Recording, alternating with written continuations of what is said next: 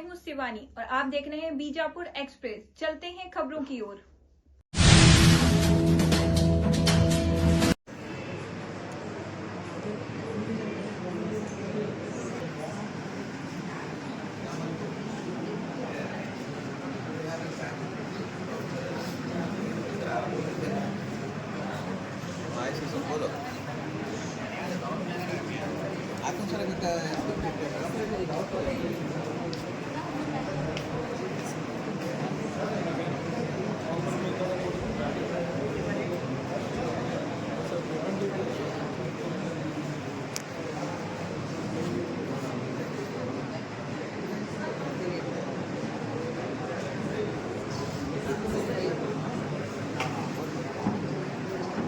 Group में भेज देना कुछ ये नहीं कन्नन शरियाल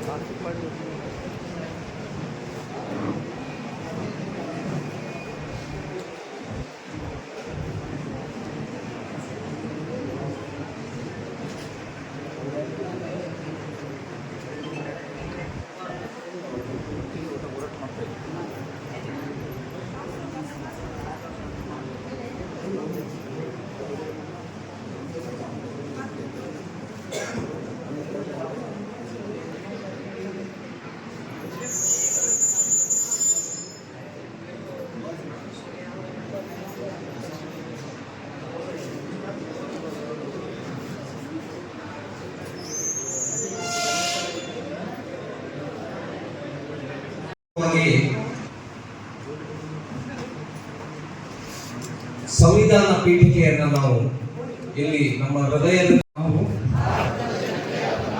ಭಾರತವನ್ನು ಸಾರ್ವಭೌಮ ಸಮಾಜವಾದಿ ಧರ್ಮನಿರಪೇಕ್ಷ ಪ್ರಜಾಸತ್ತಾತ್ಮಕ ಗಣರಾಜ್ಯವನ್ನಾಗಿ ರೂಪಿಸುವುದಕ್ಕಾಗಿ ಭಾರತದ ಎಲ್ಲ ಪ್ರಜೆಗಳಿಗೆ ಸಾಮಾಜಿಕ ಆರ್ಥಿಕ ಮತ್ತು ರಾಜಕೀಯ ನ್ಯಾಯವನ್ನು ವಿಚಾರ ಅಭಿವ್ಯಕ್ತಿ ನಂಬಿಕೆ ಧರ್ಮ ಮತ್ತು ಉಪಾಸನೆಯ ಸ್ವಾತಂತ್ರ್ಯವನ್ನು ಸ್ಥಾನಮಾನ ಮತ್ತು ಅವಕಾಶಗಳ ಸಮಾನತೆಯನ್ನು ದೊರೆಯುವಂತೆ ಮಾಡುವುದಕ್ಕಾಗಿ ವ್ಯಕ್ತಿ ಗೌರವ ದೇಶದ ಏಕತೆ ಮತ್ತು ಸಮಗ್ರತೆಗಾಗಿ ಎಲ್ಲರಲ್ಲಿ ಭ್ರಾತೃತ್ವ ಭಾವನೆಯನ್ನು ಮೂಡಿಸುವುದಕ್ಕೆ ದೃಢ ಸಂಕಲ್ಪ ಮಾಡಿ ನಮ್ಮ ಸಂವಿಧಾನ ಸಭೆಯಲ್ಲಿ 1949ನೇ ಇಸವಿಯ ನವೆಂಬರ್ ತಿಂಗಳ 26ನೆಯ ದಿನದಂದು ಈ ಸಂವಿಧಾನವನ್ನು ನಮಗೆ ನಾವೇ ಅರ್ಪಿಸಿಕೊಂಡು ಅಂಗೀಕರಿಸಿ ಶಾಸನವಾಗಿ ವಿಧಿಸಿಕೊಂಡಿದ್ದೇವೆ. ಸಂವಿಧಾನ ರಕ್ಷಣೆ ನಮ್ಮೆಲ್ಲರ ಹೊಣೆ. ಧನ್ಯವಾದಗಳು. ಪೌರತ್ವದ ಪ್ರಶ್ನೆ ಮತ್ತು ಪ್ರಭುತ್ವ ಹುನ್ನಾರಗಳು ಈ ವಿಷಯ ಕುರಿತು ಇಲ್ಲೊಂದು ಏನು ನಾವು ಸಂವಾದಗೋಷ್ಠಿಯನ್ನು ಏರ್ಪಡಿಸಿದ್ದೇವೆ. ಬಹುತೇಕವಾಗಿ ಚುನಾವಣಾ ಆಯೋಗ ನಡೆಸಿರುವಂಥ ಈ ಪರಿಷ್ಕರಣೆ ಬಹಳ ಜನರಿಗೆ ಗೊತ್ತಿಲ್ಲ. ಕೇವಲ ಅದೊಂದು ಮ್ಯಾಪಿಂಗ್ ಆದರೂ ಮುಗಿತು ಅನ್ನುವಂಥ ಒಂದು ಸಂಗತಿಯನ್ನು ತಲೆಗಿಟ್ಕೊಂಡು ಎಲ್ಲರೂ ಕೂತಿದ್ದಾರೆ. ಹೀಗಾಗಿ ನಾವು ಮ್ಯಾಪಿಂಗ್ ನಂತರ ಏನು ಆಗಲಿದೆ ಅನ್ನುವಂಥದ್ದನ್ನು ನಾವು ವಿಚಾರ ಮಾಡಬೇಕಾಗಿದೆ. ಅದಕ್ಕಾಗಿ ಪ್ರತಿಯೊಂದು ಜಿಲ್ಲೆಗಳಲ್ಲಿ ನಮ್ಮ ಮೇಲ್ ಸಾಹಿತ್ಯ ಬಳಗ ಇಂಥ ಒಂದು ಸಂವಾದಗೋಷ್ಠಿಯನ್ನು ಏರ್ಪಡಿಸ್ತಾ ಇದ್ದೀವಿ. ದಯವಿಟ್ಟು ಖ್ಯಾತ ಚಿಂತಕರಾಗಿರ್ತಕ್ಕಂಥ ಪ್ರಗತಿಪರ ಚಿಂತಕರಾಗಿರ್ತಕ್ಕಂಥ ಶಿವಸುಂದರ್ ಸರ್ ಅವರು ಆಗಮಿಸಿದ್ದಾರೆ. ಅವರು ಶಿವಸುಂದರ್ ಸರ್ ಬಗ್ಗೆ ನೀವು ಹೇಳ್ಬೇಕಾದ್ರೆ ನೀವು ಇಲ್ಲಿ ನೋಡ್ತಾ ಇದ್ರೆ ಅವರು ಎಷ್ಟು ಸಿಂಪಲ್ ಆಗಿದ್ದಾರೆ. ಅವರು ಬೆಂಗಳೂರೊಳಗೆ ಸೈಕಲ್ನಾಗ ಅಡ್ಡಾಡ್ತಾರೆ. ಸೈಕಲ್ನಾಗ ಅಡ್ಡಾಡಿ ಅವರು ಇಂಥ ಕಾರ್ಯಕ್ರಮನ ಸಂಘಟನೆ ಮಾಡುವಂತ ಒಬ್ಬ ಕ್ರಿಯಾಶೀಲ ಮತ್ತು ಪ್ರಗತಿಶೀಲ ಚಿಂತಕರಾಗಿರ್ತಕ್ಕಂಥ ಶಿವಸುಂದರ್ ಸಾಹೇಬರು ಅವ್ರು ಹೆಂಗಂತಂದ್ರೆ ಇಡೀ ಸಂವಿಧಾನವನ್ನು ಅವ್ರು ಭಯಪಡ್ತಾರೆ. ಸಂವಿಧಾನ ಭಾಳ ನಾವು ರಿಸರ್ವೇಷನ್ ಬಗ್ಗೆ ಯಾವುದೋ ಒಂದು 2-3 ಕಲಂ 14 ಇಂಥವು 1-2 ಗೊತ್ತಿದ್ರೆ ಇಡೀ ಸಂವಿಧಾನದ ಎಲ್ಲ ಕಲಮಗಳನ್ನು ಅವ್ರು ಭಯಪಟ್ಟು ಹೇಳ್ತಾರೆ. ಅಂತ ಒಂದು ಶಿವಸುಂದರ್ ಸರ್ನ ನಾವು ಈ ಗೋಷ್ಠಿಗೆ ಆಹ್ವಾನಿಸಿದಾಗ ಅವರು ನಮಗೆ ಒಪ್ಕೊಂಡು ಇಲ್ಲಿ ಬಂದಿದ್ದಾರೆ. ಇಡೀ ದಿನ ಈಗ ಅವರು ಸುಮಾರು ಒಂದು 15 ದಿವಸಗಳಿಂದ ಬೇರೆ ಬೇರೆ ಜಿಲ್ಲೆಗಳಲ್ಲಿ ಬೀದರ್ ಇಟ್ಕೊಂಡು ಮಂಗಳೂರು, ಉಡುಪಿ, ಬೆಂಗಳೂರು, ಬೆಳಗಾವಿ, ಮೊನ್ನೆ ಗದಗಿನ ಆಯಿತು, ಮತ್ತೆ ಬೆಳಗಾವಿ ಆಯಿತು, ಬೆಳಗಾವಿ ಮುಗಿಸ್ಕೊಂಡು ಮಂಗಳೂರು ಹೋಗಿ ಮಂಗಳೂರಿಂದ ಇಲ್ಲಿಗೆ ಬಂದಿದ್ದಾರೆ. ಅವರು ನಿರಂತರವಾಗಿ ಈ ವಿಷಯವನ್ನು ಸಾರ್ವಜನಿಕ ವಲಯದಲ್ಲಿ ಬಿತ್ತೋ ಸಲುವಾಗಿ ಕೆಲಸ ಮಾಡ್ತಾ ಇದ್ದಾರೆ. ಅವರು ಇಲ್ಲಿ ಆಗಮಿಸಿದ್ದಕ್ಕಾಗಿ ಅವರಿಗೆ ಹಾರ್ದಿಕವಾಗಿ ಎಲ್ಲ ಸಂಘಟನೆಗಳ ಪರವಾಗಿ ಸ್ವಾಗತ ಬಯಸ್ತಾರೆ. ಫಾದರ್ ಕೆವಿನ್ ಅವರು ಅನೌಪಚಾರಿಕ ಶಿಕ್ಷಣ ಸಂಸ್ಥೆ ಮುಖಾಂತರ ಸಮಾಜದ ನುಡಿಗಳು ಶ್ರೀನಾಥ್ ಪೂಜಾರಿ ಅವರಿಂದ ದಯವಿಟ್ಟು ನಡೆಸ್ಕೊಡ್ಬೇಕಂತ ವಿನಂತಿಸ್ಕೊಳ್ತೇನೆ. ಪ್ರಮುಖ ಒಂದು ಆರೈಕೆ ಏನಂತಂದ್ರೆ ತಮ್ಮ ಮೊಬೈಲ್ಗಳನ್ನ ಸೈಲೆಂಟ್ ಆಗಿ ಮಾಡಿ. ಬಹಳ ಪ್ರಮುಖವಾದಂತಹ ವಿಷಯವಾಗಿದೆ. ಇದರ ಬಗ್ಗೆ ಇನ್ನೂ ಸಂವಾದ ಮುಖಾಂತರ ನಮ್ಮ ಭವಿಷ್ಯದ ಭಾರತವನ್ನ, ನಮ್ಮ ಹಿಂದಿನ ಹಿರಿಯರ ಕಿರಿಕರು ಕಟ್ಟಿಕೊಟ್ಟು ಹೋಗಿರ್ತಕ್ಕಂಥ ಭವೈಕ್ಯ ಭಾರತವನ್ನ ಹೇಗೆ ಉಳಿಸೋದು, ನಮ್ಮ ಓಟಿನ ಹಕ್ಕನ್ನ ಬಾಬಾ ಸಾಹೇಬ್ ಅಂಬೇಡ್ಕರ್ ಅವರು ನಮಗೆಲ್ಲ ಕೊಡಬೇಕಾದ್ರೆ ಅವರು ಪಟ್ಟಿರ್ತಕ್ಕಂಥ ಕಷ್ಟ, ಅವರ ಹೋರಾಟ, ಅದನ್ನೆಲ್ಲವೂ ಕೂಡ ಈ ಸಂದರ್ಭದಲ್ಲಿ ಯಾವ ರೀತಿ ಅದನ್ನ ಮಣ್ಣು ಪಾಲು ಮಾಡ್ತಾ ಇದ್ದಾರೆ, ಓಟಿನ ಹಕ್ಕನ್ನು ಹೇಗೆ ಕಿತ್ತುಕೋತಾ ಇದ್ದಾರೆ, ಕಿತ್ತುಕೊಳ್ಳುವುದರ ಮುಖಾಂತರ ನಮ್ಮನ್ನೆಲ್ಲ ಶಸ್ತ್ರಾಸ್ತ್ರ ಇಲ್ಲದ ಕೈಗಳನ್ನಾಗಿ ಮಾಡಿ ನಮ್ಮನ್ನ ಯಾವ ರೀತಿ ತೊಂದರೆಗೀಡು ಮಾಡ್ತಾ ಇದೆ ಇಲ್ಲಿನ ಪ್ರಭುತ್ವ ಅಂತಕ್ಕಂಥದ್ದನ್ನು ನಾವೆಲ್ಲರೂ ಕೂಡ ಇದು ಅರ್ಥ ಮಾಡ್ಕೊಳ್ಬೇಕಾಗಿದೆ. ಬಾಬಾ ಸಾಹೇಬ್ ಅಂಬೇಡ್ಕರ್ ಆಗಿರ್ಬೋದು, ನಮ್ಮೆಲ್ಲರ ಪೂರ್ವಿಕರು ಈ ದೇಶವನ್ನ ಭವೈಕ್ಯ ಭಾರತವಾಗಿ ಕಟ್ಟಲಿಕ್ಕೆ ಅವರೆಲ್ಲರೂ ಬಹಳ ತ್ಯಾಗ ಮಾಡಿದ್ದಾರೆ ಮತ್ತು ಬಹಳ ಶ್ರಮ ವಹಿಸಿದ್ದಾರೆ. ಬಹಳ ದುಷ್ಟ ಶಕ್ತಿಗಳೊಂದಿಗೆ ಹೋರಾಟವನ್ನು ಕೂಡ ಮಾಡಿದ್ದಾರೆ. ಅವರೆಲ್ಲ ಹೋರಾಟದ ಪ್ರತಿಫಲವಾಗಿ ಇಂದು ನಮಗೆ ಒಂದು ಸುಂದರ ಭಾರತವನ್ನ ನಾವೆಲ್ಲರೂ ಕೂಡ ನೋಡ್ತಾ ಇದ್ದೇವೆ. ಈ ಸುಂದರ ಭಾರತವನ್ನ ಕೆಡಿಸಲಿಕ್ಕೆ ತಮಗೆ ಸಾಧ್ಯವಾದ ಮಟ್ಟಿಗೆ ಈ ಸಂವಿಧಾನವನ್ನ ಕಿತ್ತುಗಿಲಿಕ್ಕೆ, ನಮ್ಮ ಹಕ್ಕಾಗಿರ್ತಕ್ಕಂಥ ಮತದಾನದ ಹಕ್ಕನ್ನೇ ಕಿತ್ತುಕೊಳ್ಳಿಕ್ಕೆ ಯಾವ ರೀತಿ ಷಡ್ಯಂತ್ರ ರೂಪಿಸ್ತಾ ಇದ್ದಾರೆ ಅಂತಕ್ಕಂಥದ್ದನ್ನು ನಾವೆಲ್ಲರೂ ತಿಳ್ಕೊಳ್ಬೇಕಾಗಿದೆ. ಒಂದಾನೊಂದು ಕಾಲದಲ್ಲಿ ನಾವೆಲ್ಲರೂ ಕೂಡ ನಮ್ಮ ದೇಶವನ್ನು ಯಾರು ಮುನ್ನಡೆಸಬೇಕು, ಯಾರು ನಮ್ಮ ಪ್ರತಿನಿಧಿಗಳಾಗಿರ್ಬೇಕು ಅಂತಕ್ಕಂಥ ನಿರ್ಧಾರವನ್ನು ನಾವು ಮಾಡ್ತಿದ್ವಿ. ಈಗ ಅವರು ನಮ್ಗೆ ಯಾರು ವೋಟರ್ಸ್ ಆಗಿ ಉಳಿಬೇಕು, ನಮ್ಗೆ ಯಾರು ವೋಟ್ ಹಾಕಬೇಕು ಅನ್ನೋ ತೀರ್ಮಾನವನ್ನು ಅವ್ರು ಮಾಡ್ಲಿಕ್ಕೆ ಒಂದು ಹುನ್ನಾರವನ್ನು ನಡೆಸ್ತಾ ಇದ್ದಾರೆ. ಆ ಹುನ್ನಾರವನ್ನು ಅರ್ಥ ಮಾಡಿಕೊಂಡು ನಮ್ಮ ವಿಜಯಪುರ ಜಿಲ್ಲೆಯ ಎಲ್ಲ ಮತದಾರರು ಕೂಡ ನಮ್ಮ ಮತದಾರ ಪಟ್ಟಿಯಲ್ಲಿ ಉಳಿಸ್ತಾ ಅವರೆಲ್ಲರ ಹಕ್ಕನ್ನು ಅವರಿಗೆ ಜಾಗೃತಗೊಳಿಸ್ತಾ ಸಮೃದ್ಧ ಭಾರತವನ್ನು ನಿರ್ಮಾಣ ಮಾಡಲಿಕ್ಕೆ ನಾವು ವಿಜಯಪುರ ಜಿಲ್ಲೆಯಿಂದ ನಾವೆಲ್ಲರೂ ಕೂಡ ಕೊಡುಗೆ ಕೊಡೋಣ.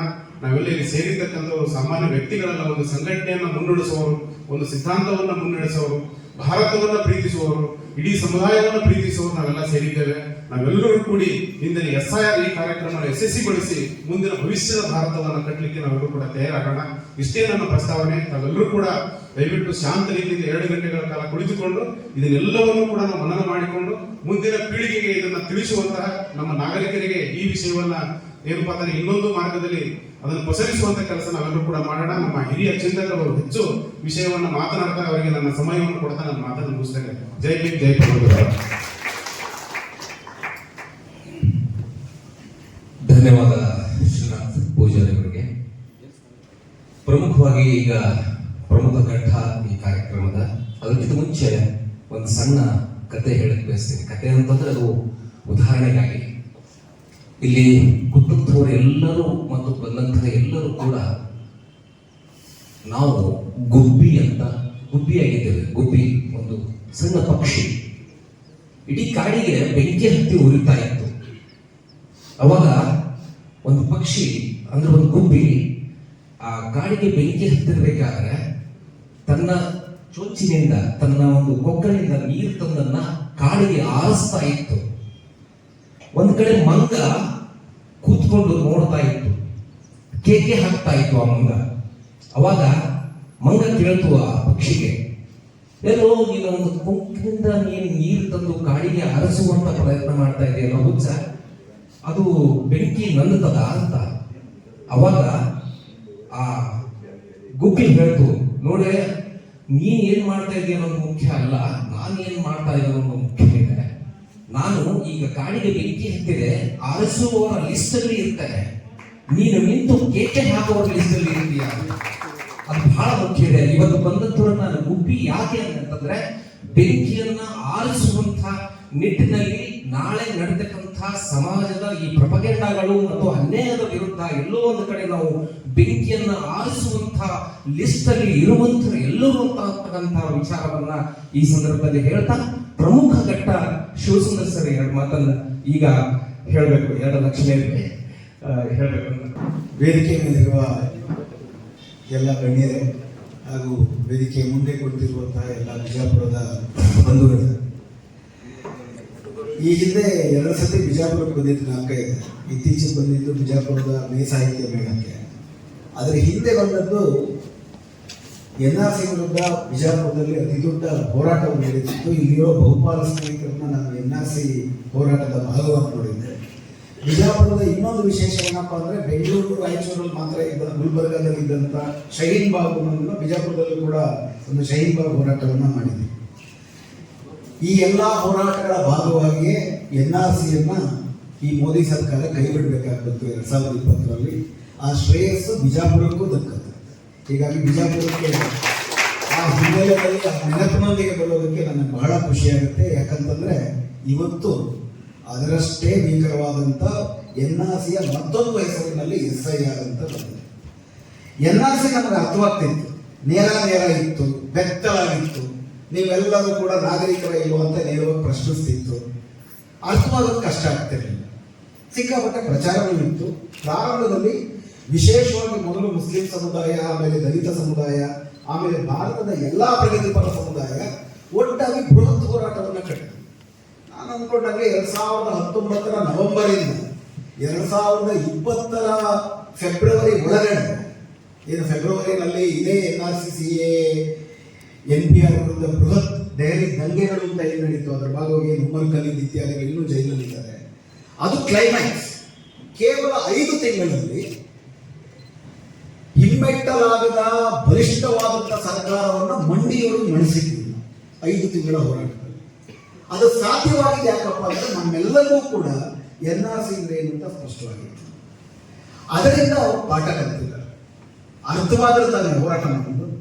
ಅರ್ಥವಾಗದೇ ಇರೋದಕ್ಕೆ ಹಲವಾರು ಮುಖವಾಡಗಳ ಮೂಲಕ ಇದೇ NRCಯನ್ನು ಬೇರೆ ರೂಪದಲ್ಲಿ ತರ್ತಿದ್ದಾರೆ. ಸೊ ನಾನು ಇವತ್ತು ಮಾತಾಡಕ್ಕೆ ಹೋಗ್ತಿರೋದು NRCಯ ಮತ್ತೊಂದು ಮುಖವಾಡದ ಬಗ್ಗೆ, ಅದೇ SIR. ಈ SIR ಯಾವ ತರ ಮುಖವಾಡ ಹಾಕೊಂಡಿದೆ ಅಂತಂದ್ರೆ, ಅದನ್ನ ಸಾಮಾನ್ಯವಾಗಿ ಕೇಳಿದ್ರು SIR ಅಂದ್ರೆ ಸಾರ್ ಅಲ್ವಾ, ಸಾರ್ ಅಂತಂದ್ರೆ ಗೌರವ ಸೂಚಕ ಅಲ್ವಾ, ಇದನ್ನು ಯಾಕೆ ವಿರೋಧಿಸಬೇಕು? ಬಿಜೆಪಿನವ್ರು ಮಾಡಿದ್ದೆಲ್ಲ ವಿರೋಧಿಸೋದು, ವಿರೋಧ ಪಕ್ಷದವರು ಚಟವಾಗ್ಬಿಟ್ಟಿದೆ ಅಲ್ವಾ ಅಂತೆಲ್ಲ ಪ್ರಶ್ನೆಗಳು ಇರೋದುಂಟು. ಮೊದಲಿಂದಲೇ ಹೊರಡ ಸಾರ್ ಅಂತಂದ್ರೆ SIR ಅಂದ್ರೆ special intensive revision of voters list, ಅಂದ್ರೆ ಮತಪಟ್ಟಿಗಳ ವಿಶೇಷ ತೀವ್ರ ಪರಿಷ್ಕರಣೆ. ಇದನ್ನ ಯಾಕೆ ವಿರೋಧಿಸಬೇಕು? ಯಾರಾದರೂ ಯಾಕೆ ವಿರೋಧಿಸಬೇಕು? ಮತಪಟ್ಟಿಗಳು ಕಾಲಕ್ಕೆ ಪರಿಷ್ಕರಣೆ ಆಗಲೇಬೇಕು, ಆಗ್ತಾನೇ ಇದೆ. ನಮ್ಮ ಭಾರತ ಪ್ರಜಾತಂತ್ರ ಅಂತ ನಾವು ಘೋಷಿಸಿಕೊಂಡ ಮೇಲೆ ಈ ದೇಶದ ಪ್ರತಿಯೊಬ್ಬರಿಗೂ ಕೂಡ ಮೊದಲು 21 ವರ್ಷ, ಅದಾದ ಮೇಲೆ 18 ವರ್ಷ ತುಂಬಿದ ಈ ದೇಶದ ಪ್ರತಿಯೊಬ್ಬ ನಾಗರಿಕರು ಕೂಡ ತಮಗೆ ಸೂಕ್ತರು ಅಂತ ಕಂಡವ್ರನ್ನ ಆಯ್ಕೆ ಮಾಡಿಕೊಳ್ಳುವ ಹಕ್ಕನ್ನ ಸಂವಿಧಾನ ನಮಗೆ ಕೊಟ್ಟ ಮೇಲೆ ಈ ದೇಶದಲ್ಲಿ ಕಾಲಕ್ಕೆ 21 ವರ್ಷ ತುಂಬಿದವರನ್ನ ಮತಪಟ್ಟಿಗೆ ಸೇರಿಸಬೇಕು, ಸತ್ತೋದವರನ್ನ ಪಟ್ಟಿಯಿಂದ ಹೆಸರು ತೆಗೆಯಬೇಕು. ಒಂದು ಕಾನ್ಸ್ಟಿಟ್ಯೂನ್ಸಿಯಿಂದ ಇನ್ನೊಂದು ಕಾನ್ಸ್ಟಿಟ್ಯೂನ್ಸಿಗೆ ತಮ್ಮ ವಸತಿಯನ್ನು ಬದಲಾಯಿಸಿದವರನ್ನ ಹೆಸರು ಕಿತ್ತಾಕ್ತಾರೆ. ಇದನ್ನ ಯಾರು ಯಾವತ್ತೂ ಕೂಡ ವಿರೋಧಿಸಿಲ್ಲ. ಆದರೆ ಇವತ್ತು ಆಗ್ತಿರೋ ಬದಲಾವಣೆ, ನಾನು ಗದಗಲ್ಲೂ ಕೂಡ ಇದೇ ವಿಷಯ ಮಾತಾಡಬೇಕಾದ್ರೆ ಹೇಳಿದೆ, ಇದು ಪ್ರಾಯಶಃ ನಾನು SIR ಬಗ್ಗೆ ಮಾತಾಡ್ತಿರೋದು ಒಂದು 31ನೇ ಭಾಷಣ. ಪ್ರಾರಂಭದ 10-12 ಭಾಷಣಗಳನ್ನ ಮಾಡಬೇಕಾದ್ರೆ SIR ಅಲ್ಲಿ ಏನೆಲ್ಲ ಮಾಡ್ತಾರೆ ಅಂತ ನಾನು ವಿವರಿಸಿ, ಅದಾದ್ಮೇಲೆ ನೋಡ್ರಿ SIR ಅಂದ್ರೆ ಕೇವಲ ಮತಪಟ್ಟಿ ಪರಿಷ್ಕರಣೆ ಅಲ್ಲ, ಅದರ ಹಿಂದೆ ಈ ಹುನ್ನಾರಗಳಿದೆ ಅಂತ ಹೇಳುವ ಅಗತ್ಯವಿದೆ. ನನ್ನ ಕಷ್ಟ ಅರ್ಥ ಮಾಡಿಕೊಂಡು ಚುನಾವಣಾ ಆಯೋಗದವರು ಸುಪ್ರೀಂ ಕೋರ್ಟ್ ಅಲ್ಲಿ ಜನವರಿ 22ನೇ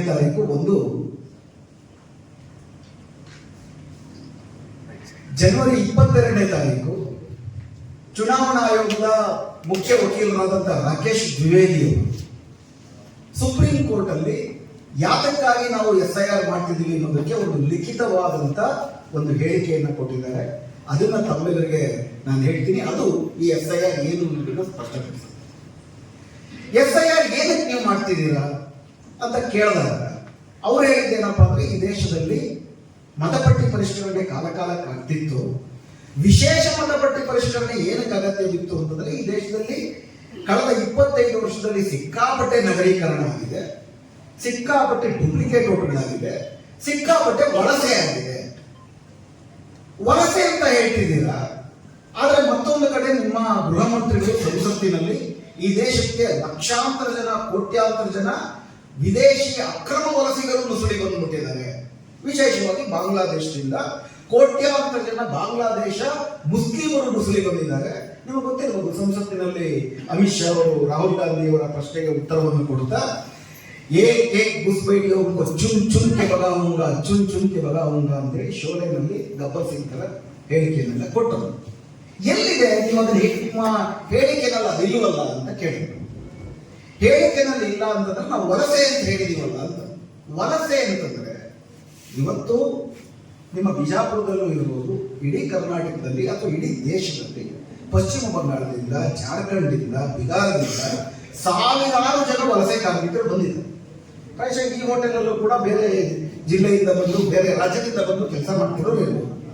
ನಮ್ಮ ಸಂವಿಧಾನ ಒಂದು ರಾಜ್ಯದಿಂದ ಮತ್ತೊಂದು ರಾಜ್ಯಕ್ಕೆ ಹೊಟ್ಟೆಪಾಡಿಗೆ ವಲಸೆ ಹೋಗುವ ಅವಕಾಶವನ್ನು ಕಲ್ಪಿಸಿಕೊಡು.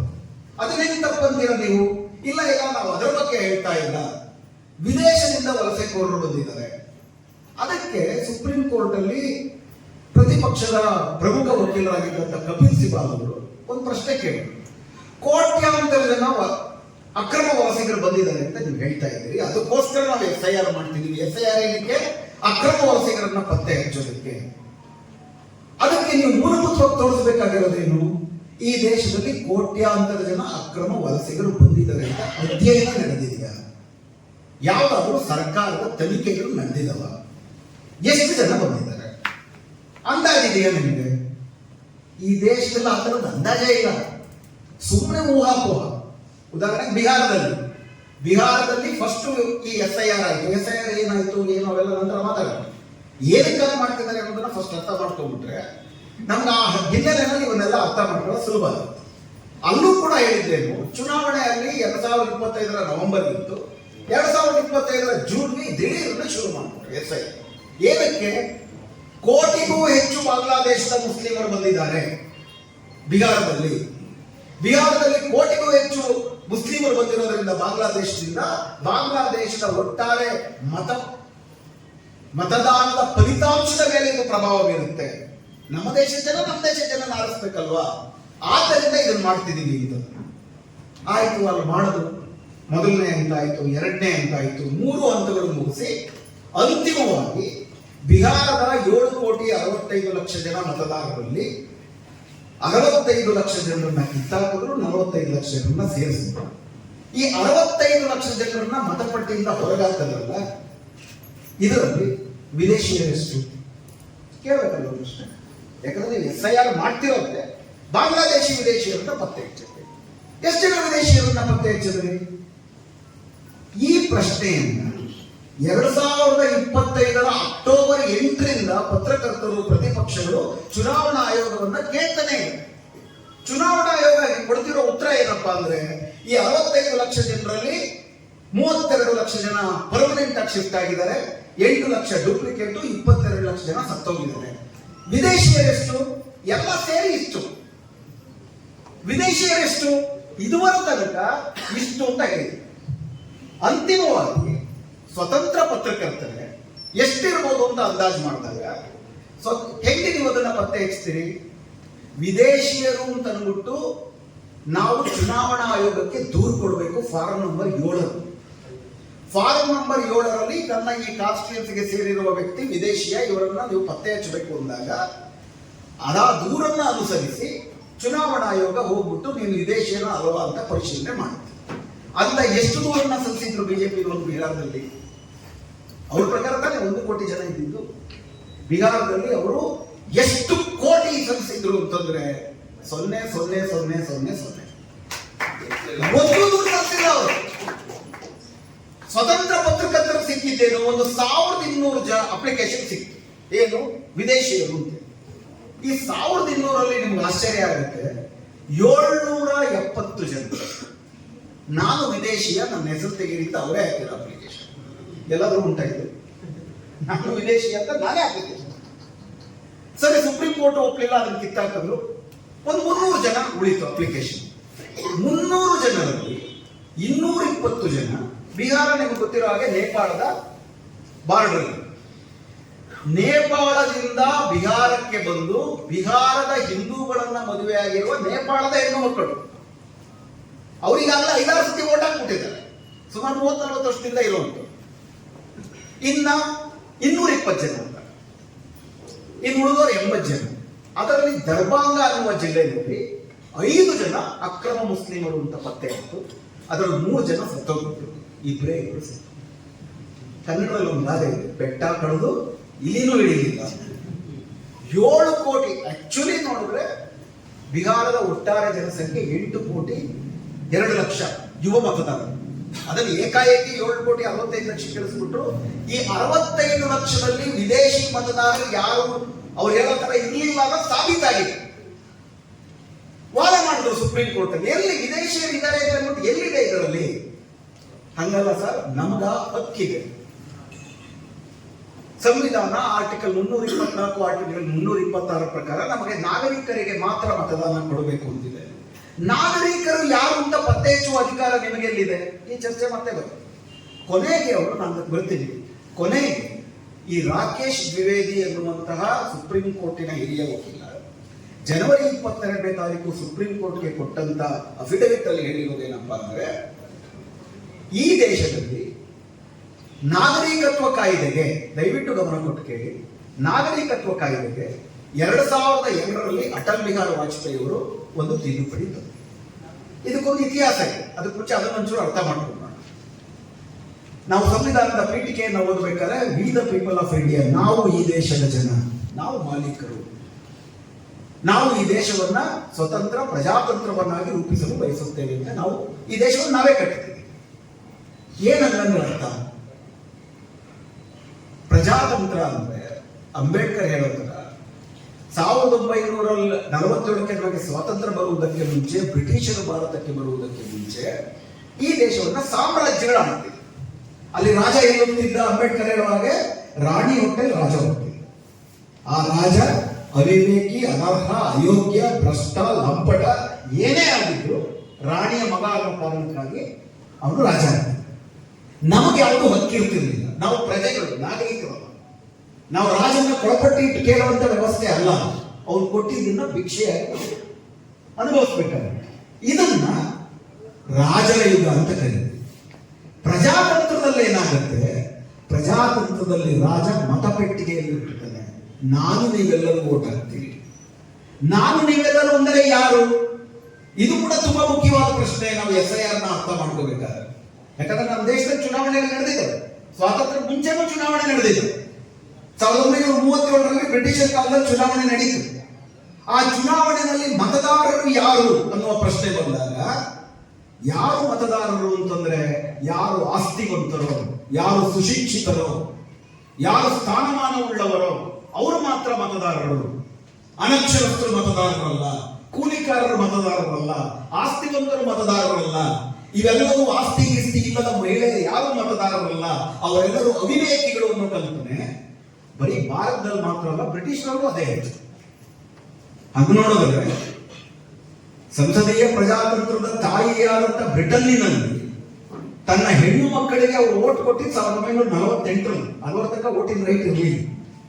ಅಮೆರಿಕಾದಲ್ಲಿ ಕರಿಯರಿಗೆ ಓಟಿನ ಹಕ್ಕು ಸಿಕ್ಕಿ 1967ರಲ್ಲಿ. ಹಿಂದೆ ಇದ್ದಿದ್ದ ಕಲ್ಪನೆ ಏನಪ್ಪಾ ಅಂತಂದ್ರೆ, ದುಡಿಯುವ ಜನ, ತುಳಿತಕ್ಕೊಳಗಾದ ಜನ ಓಟಿಗೆ ಹಕ್ಕರಲ್ಲ, ಓಟ್ ಮತದಾನಕ್ಕೆ ಅನರ್ಹರು ಅನ್ನೋದು ಒಂದಿತ್ತು.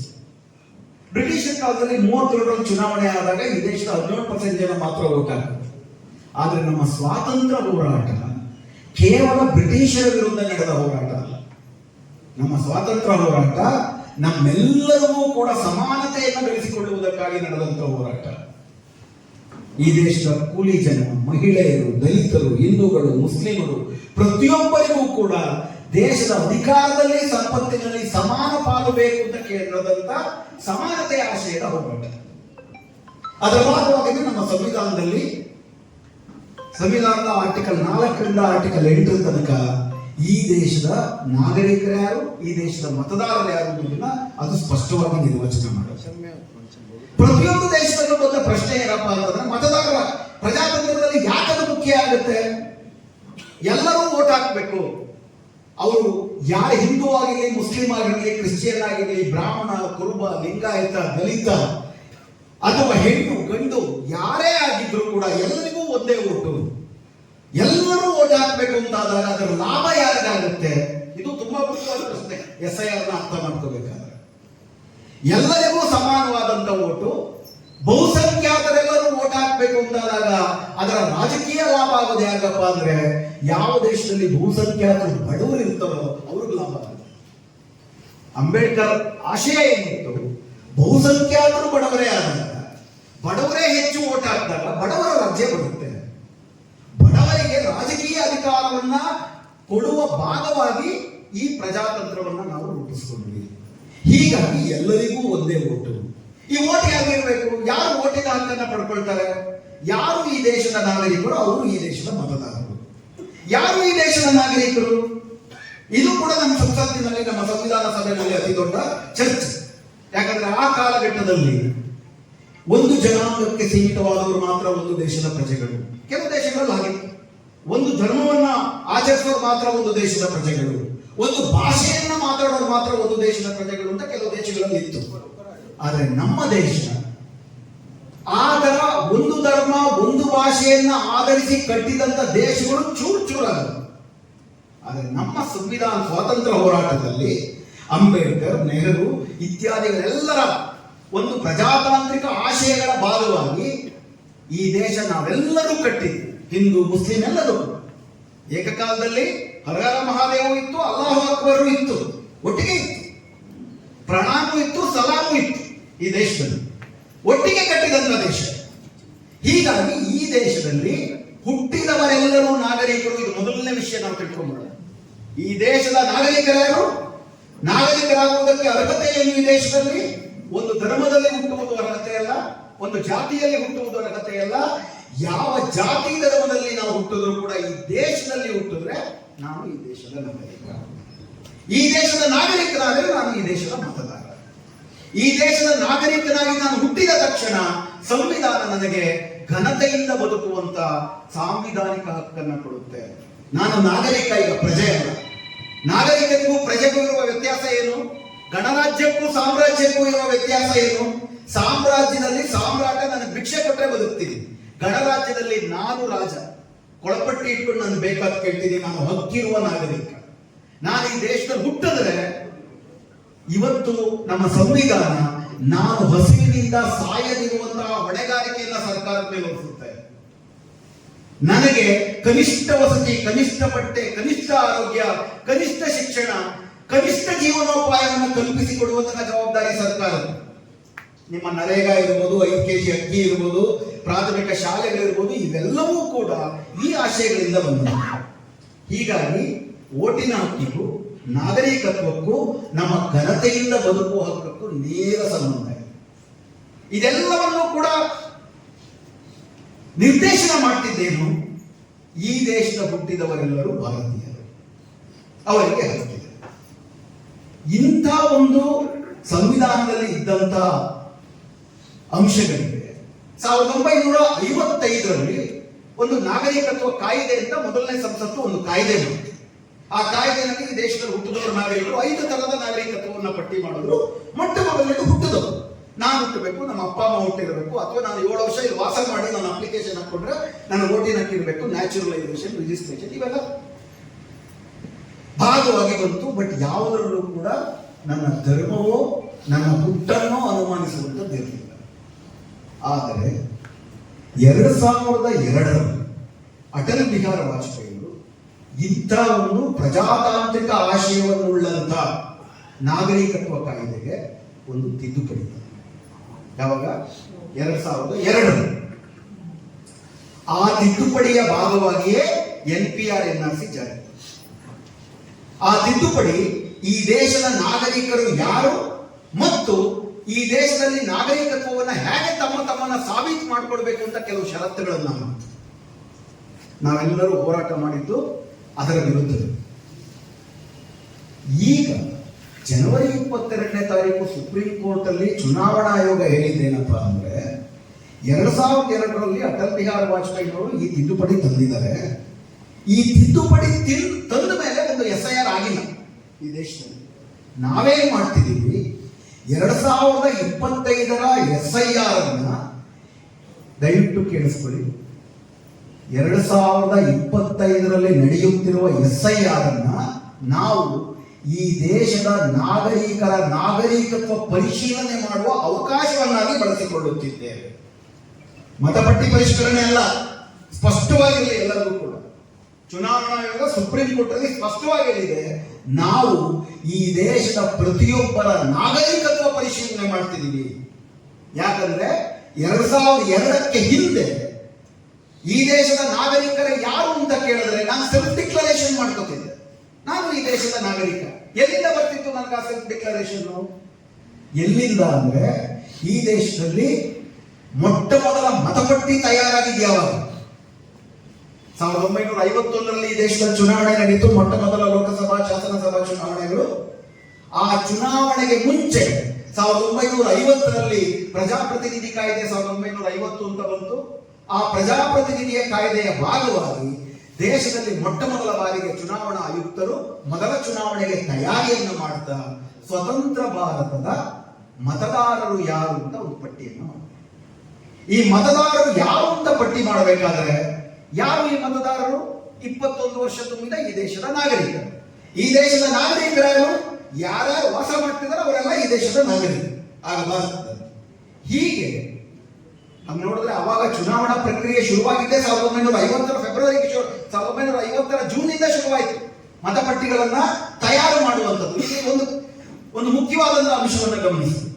ನಾನು ಯಾವ ಪದ ಬಳಸ್ತಾ ಇದ್ದೀನಿ? ಮತಪಟ್ಟಿಯ ತಯಾರಿ.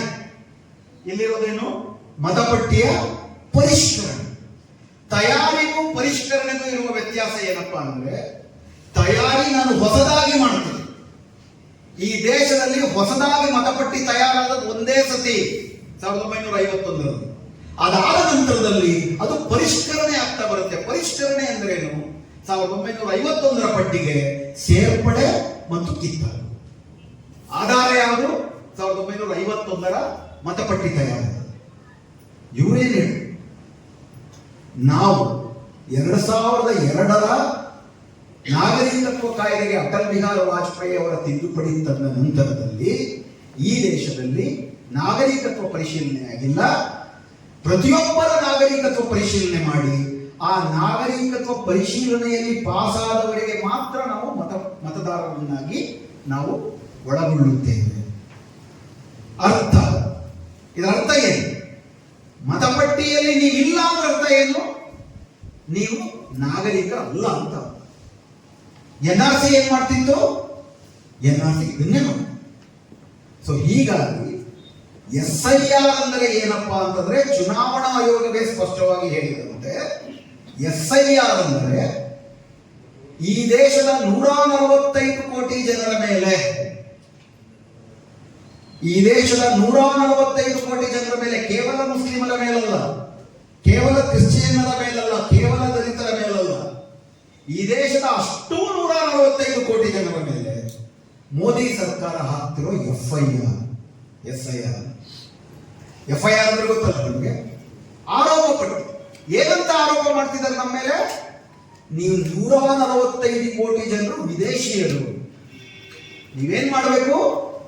ಸರ್ಕಾರ ಹೇಳುವಂತಹ ದಾಖಲೆಗಳನ್ನ ನಮಗೆ ಒಪ್ಪಿಸಿ ನೀವು ನಾಗರಿಕರು ಅಂತ ಸಾಬೀತು ಮಾಡ್ಕೋಬೇಕು. 2002ರ ನಾಗರಿಕತ್ವ ತಿದ್ದುಪಡಿ ಕಾಯ್ದೆಯು ಕೂಡ ಇದನ್ನೇ ಹೇಳ್ತಿದೆ. 2002ರ ನಾಗರಿಕತ್ವ ತಿದ್ದುಪಡಿ ಕಾಯ್ದೆ ಏನ್ ಹೇಳ್ತಿತ್ತು, ಅದನ್ನ ಹೆಂಗಿಲ್ಲ ನೋಡಿಸ್ತಿದ್ದಾರೆ ನಾನು ಹೇಳ್ತೀನಿ. ಅದರ ಪ್ರಕಾರ ಸರ್ಕಾರ ಕೆಲವು ಷರತ್ತುಗಳನ್ನು ವಿಧಿಸುತ್ತೆ, ಕೆಲವು ಡಾಕ್ಯುಮೆಂಟ್ಗಳನ್ನ ಕಡ್ಡಾಯ ಮಾಡುತ್ತೆ. ಅದಕ್ಕೆ ಮುಂಚೆ ಸೆನ್ಸಸ್ನ ಜೊತೆಗೆ ಈ ದೇಶದಲ್ಲಿ ಇರುವ ಎಲ್ಲರ ಪಟ್ಟಿ ಮಾಡುತ್ತೆ. ಅವರು ನಾಗರಿಕರಾಗಿರ್ಬೋದು, ವಿದೇಶದಿಂದ ತಾತ್ಕಾಲಿಕವಾಗಿ ಬಂದು ನೆಲೆಸಿರ್ಬೋದು, ಎಲ್ಲರಿಗೂ ಕೂಡ ಒಂದು ಪಟ್ಟಿ ಮಾಡುತ್ತೆ. ಪಾಪ್ಯುಲೇಷನ್ ರಿಜಿಸ್ಟರ್ ಮಾಡುತ್ತೆ. National population register, NPR. NPR ಮಾಡುತ್ತೆ 2002ರ ತಿದ್ದುಪಡಿ. ಈ NPR ಸಿದ್ಧಪಡಿಸಿದ ಮೇಲೆ ಈ NPR ನಲ್ಲಿರುವ ಎಲ್ಲರಿಗೂ ಕೂಡ ಮೋದಿ ಸರ್ಕಾರ ಒಂದು ಅಗ್ನಿ ಪರೀಕ್ಷೆಯನ್ನು ನಿಗದಿ ಮಾಡಿದೆ. NPR ನಲ್ಲಿ ಹೆಸರಿರುವ ಎಲ್ಲರೂ ಕೂಡ ಮೋದಿ ಸರ್ಕಾರ ನಿಗದಿ ಮಾಡುವ ದಾಖಲೆಗಳನ್ನು ತೋರಿಸಿ ನಾಗರಿಕರು ಅಂತ ಸಾಬೀತು ಮಾಡಿದ್ರೆ ಯಾರು ಸಾಬೀತಾಗ್ತಾರೋ ಆ NPR ನಲ್ಲಿ ಸಾಬೀತಾದವ್ರನ್ನ ಪಟ್ಟಿ ಮಾಡಿ ಅವ್ರನ್ನ NRC ಅಂತ ಮಾಡ್ತಾರೆ. NRC ಅಂದ್ರೆ ನ್ಯಾಷನಲ್ ರಿಜಿಸ್ಟರ್ ಆಫ್ ಸಿಟಿಜನ್ಸ್. ಇದು ಪಾಪ್ಯುಲೇಷನ್, ಇದು ಸಿಟಿಜನ್. ಪಾಪ್ಯುಲೇಷನ್ ಇಂದ ನೀವು ಸಿಟಿಜನ್ ಆಗಬೇಕು ಅಂತಂದ್ರೆ ಮೋದಿ ಸರ್ಕಾರವನ್ನು ತೃಪ್ತಿಪಡಿಸಬೇಕು. ನಾವು ಮಾಡ್ತಿರೋದು ಅದಕ್ಕೋಸ್ಕರ SIR ಮಾಡ್ತಿದ್ದೀವಿ ಅಂತ ಅತ್ಯಂತ ಸ್ಪಷ್ಟವಾಗಿ ಹೇಳಿದ್ದಾರೆ. ಹೀಗಾಗಿ ನಮಗೆ ಯಾವುದೇ ಅನುಮಾನ ಬೇಡ, ಇದು ಕೇವಲ ಮತಪಟ್ಟಿ ಪರಿಷ್ಕರಣೆ ಅಂತ. ಯಾಕಂದ್ರೆ ನಮ್ಮ ದೇಶದಲ್ಲಿ ಮತಪಟ್ಟಿ ಪರಿಷ್ಕರಣೆ ಕಾಲಕ್ಕೆ ಆಗುತ್ತಾನೆ ಇದೆ. ನಾವು ಯಾರು ಅದನ್ನ ವಿರೋಧಿಸಿಲ್ಲ. ಸಂವಿಧಾನದಲ್ಲಿ ಆರ್ಟಿಕಲ್ 324 ಚುನಾವಣಾ ಆಯೋಗವನ್ನ ಸಂವಿಧಾನವೇ ನೇಮಕ ಮಾಡುತ್ತೆ. ಚುನಾವಣೆಗಳ ಮಾರ್ಗದರ್ಶನ, ಉಸ್ತುವಾರಿ, ನಿರ್ವಹಣೆ ಆರ್ಟಿಕಲ್ 324 ಪ್ರಕಾರ ಅದರ ಜವಾಬ್ದಾರಿ. ಹಾಗೂ ತನಗೆ ತೋಚಿದ ರೀತಿಯಲ್ಲಿ ಚುನಾವಣೆಯನ್ನು ನಡೆಸುವ ಅಧಿಕಾರವನ್ನು ಕೂಡ ಅದು ಕೊಡುತ್ತದೆ. ಆರ್ಟಿಕಲ್ 326. ಚುನಾವಣೆಯನ್ನು ನಡೆಸುವುದಕ್ಕೆ ಬೇಕಾಗಿರುವುದು ಕಾಲಕ್ಕೆ ಮತಪಟ್ಟಿಗಳನ್ನು ತಯಾರು ಮಾಡುವುದು. ಮತಪಟ್ಟಿಯನ್ನು ಹೇಗೆ ತಯಾರು ಮಾಡಬೇಕು ಅನ್ನೋದ್ರ ಬಗ್ಗೆ 1960ರಲ್ಲಿ ಮತಪಟ್ಟಿ ಪರಿಷ್ಕರಣಾ ನಿಯಮಗಳು 1960. ಅದರ ಪ್ರಕಾರ ಪ್ರಧಾನವಾಗಿ ಇರುವುದು 2 ಬಗೆಯ ಪರಿಷ್ಕರಣೆಗಳು ಮಾತ್ರ. ನಾನು ಮತ್ತೆ ಒಂದು ಪದ ಬಳಸ್ತಿದ್ದೀನಿ, ನೀವು ಗಮನಿಸಿ. ಪರಿಷ್ಕರಣೆ, ತಯಾರಿ ಅಲ್ಲ. ತಯಾರಿ ಆಗೋಗಿದೆ 1951. ಪರಿಷ್ಕರಣೆ ಮಾಡಬೇಕು. ಮೊದಲನೇದನ್ನ ಸಮ್ಮರಿ ರಿವಿಷನ್ ಅಂತಾರೆ, ಎರಡನೇದನ್ನ ಇಂಟೆನ್ಸಿವ್ ರಿವಿಷನ್ ಅಂತಾರೆ. ಅವೆರಡು ಮಿಕ್ಸಡ್ ಕೆಲವಿರ್ತವೆ. ಸ್ಪೆಷಲ್ ಸಮ್ಮರಿ ರಿವಿಷನ್ ಅಂತ ಮಾಡ್ತಾರೆ, partially summary, partially intensive revision ಅಂತ ಮಾಡ್ತಾರೆ. ಅದು ಕಾಲ ಆದರೆ ಪ್ರಧಾನವಾಗಿ ನಡೆಯುವುದು ಸಮ್ಮರಿ ರಿವಿಷನ್. ಸಮ್ಮರಿ ರಿವಿಷನ್ ನಲ್ಲಿ ಏನ್ ಮಾಡ್ತಾರೆ? ಸಾಮಾನ್ಯವಾಗಿ ನಿಮಗೆ ಗೊತ್ತಿರೋ ಹಾಗೆ ಚುನಾವಣಾ ಆಯೋಗದಲ್ಲಿ 3 ಮುಖ್ಯವಾದಂತಹ ಫಾರ್ಮ್ಗಳಿರುತ್ತವೆ. ಫಾರ್ಮ್ ನಂಬರ್ 6, ಹೊಸದಾಗಿ ನನಗೆ 18 ವರ್ಷ ತುಂಬಿದ್ರೆ ನಾನು ಇಂಥವ್ರ ಮಗ, ಇಂಥವ್ರ ಮಗಳು, ನನಗೆ 18 ವರ್ಷ ತುಂಬಿದೆ, ನನ್ನನ್ನ ಈ ಕಾನ್ಸ್ಟಿಟ್ಯೂನ್ಸಿಯಲ್ಲಿ ಮತಪಟ್ಟಿಗೆ ಸೇರಿಸ್ಕೊಳ್ಳಿ. ಫಾರ್ಮ್ ನಂಬರ್ 7, ನನ್ನ ಪಕ್ಕದಲ್ಲಿ ವಾಸ ಮಾಡ್ತಿರುವಂತಹ ಈ ವ್ಯಕ್ತಿ ಸತ್ತೋಗಿದ್ದಾನೆ, ಮನೆ ಬಿಟ್ಟು ಹೋಗಿದ್ದಾನೆ, ಕಾನ್ಸ್ಟಿಟ್ಯೂನ್ಸಿನಲ್ಲಿ ಇಲ್ಲ, ಆದ್ದರಿಂದ ಇವನನ್ನ ಮತಪಟ್ಟಿಯಿಂದ ತೆಗೀರಿ ಅಂತ ನಾನು ಕೊಡೋ ಕಂಪ್ಲೇಂಟ್.